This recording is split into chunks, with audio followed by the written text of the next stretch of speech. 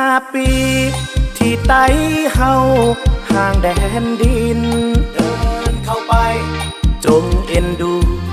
หมู่ข้าน้อยที่ปล่อยพลากบ้านเฮาคนใดย้ายกันไปทุกถิ่นทุกฐานจงหักกันเด้อไต้ดำเฮานาน15 ปีไต้ดำเฮาเสียดายเด้เดินเข้าไปเมืองเฮาเพแสนเสียดายสู้เจ้าเพิ่นลาเฮินเคยอยู่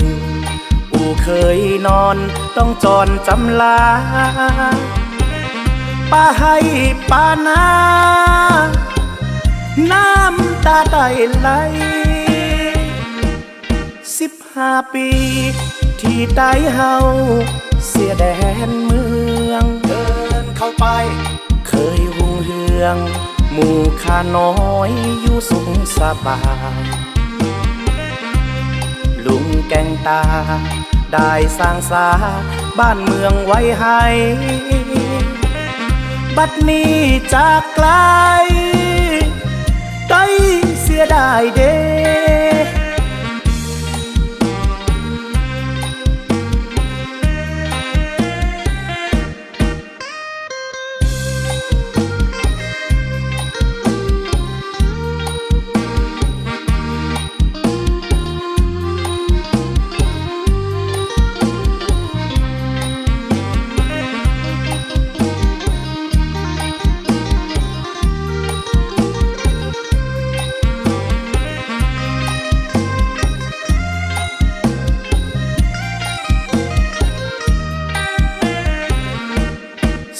15 ปี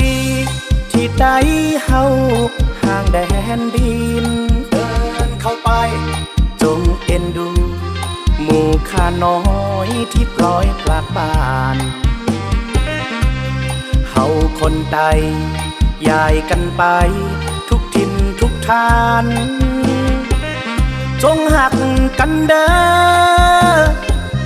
ไต้ดำเฮานา15 ปีไต้ดำเฮาเสียดายเด้เดินเข้าไปเมืองเฮาเพแสนเสียดายสู้เจ้าเพิ่นลาเฮินเคยอยู่อู่เคยนอนต้องจรจำลาป้าให้ป้านาน้ำตาไตไหล15 ปีที่ไต้เฮาเสียแดนเมืองเดินเข้าไปเคยหุ่งเฮืองหมู่ข้าน้อยอยู่สุขสบายลุงแกงตาได้สร้างสาบ้านเมืองไว้ให้บัดนี้จากไกลไต้เสีย